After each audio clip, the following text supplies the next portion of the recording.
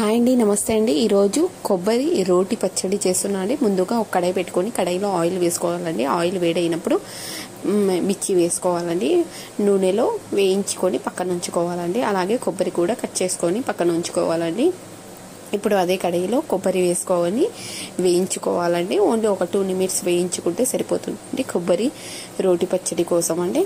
Oil కొంచెం ఒక 2 నిమిషాలు వేయించుకోవాలండి, అంతే అండి. ఇప్పుడు పక్కన ఉంచుకోవాలండి కొబ్బరి కూడా.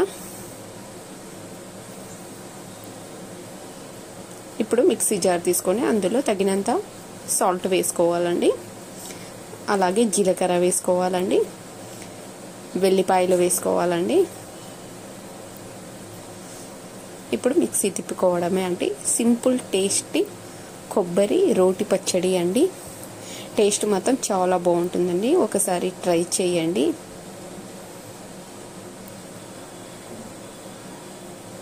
లాస్ట్లో ఒక నిమ్మకాయ కట్ చేసుకొని పిండుకోవడమే అండి, అంతే అండి.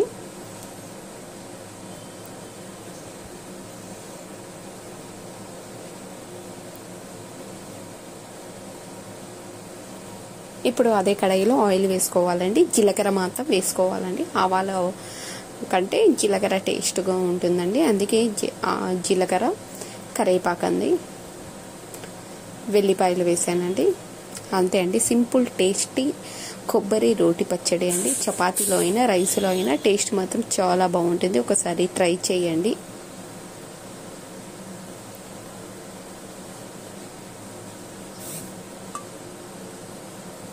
అంతే అండి, సింపుల్ టేస్టీ కొబ్బరి రోటి పచ్చడి అండి.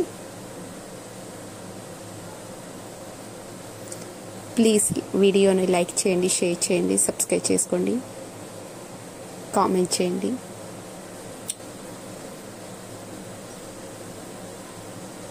ఇప్పుడు చపాతీలో ట్రై చేస్తున్నానండి. రైస్లో చపాతీలోనే